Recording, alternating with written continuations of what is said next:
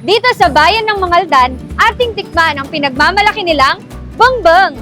Oo nga, ang bigat ng espada kanina, parang gusto ko na rin tuloy magpabigat ng tiyan. Tara, tikman natin.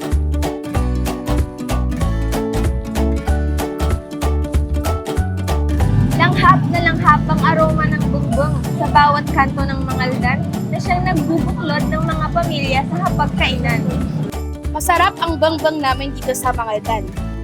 Maliban dun sa bongbong, medyo malalaki yung cut niya kesa dun sa pigar-pigar ng dagupan. At the same time, ang pangalan niya kasi dati is bongbong dito sa Mangaldan. Nung na-adapt ng dagupan, ang ginawa nilang, ang tawag nila nun is pigar-pigar kasi hindi nabaliktad nga sa ibig sabihin noon. Dito yung talagang katayan ng mga kalabaw dito sa Mangaldan. Kaya dito nanggagaling yung supply ng every bayan dyan, San Jacinto, Dagupan, mostly na Dagupan, dito rin nanggagaling lahat. Siyempre, mas malasa yung karne ng kalabaw. In 2012, Mangaldan held the title of owning the best car beef in the world. Araw-araw nagkakatay ng kalabaw, kaya sure na laging fresh ang ginagamit sa pagluluto ng bongbong. Ang kalahating kilong order ng bongbong ay nasa 320 pesos at umaabot ng 600 pesos ang isang kilo. Sa every gabi po, ang napapubos namin, 25 to 30 kilos every night. Pero pagka 20 kilos lang yung naubos namin, medyo mahina na yun. Kumbaga parang around ng Monday yun, Monday, Tuesday, until Wednesday.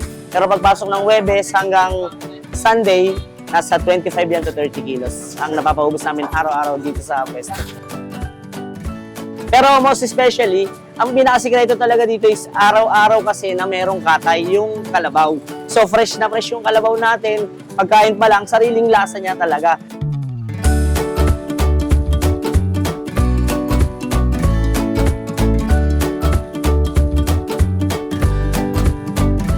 Woo! Food trip na naman!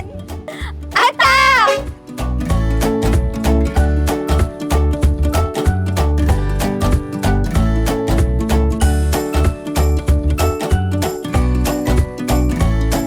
Masarap ang bongbong namin dito sa Mangaldan. Sobrang sarap ng bongbong nila kahit walang sausawan. Talagang malasa siya.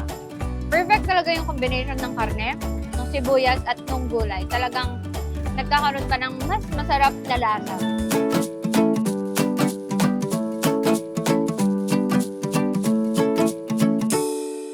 Bongbong is the best!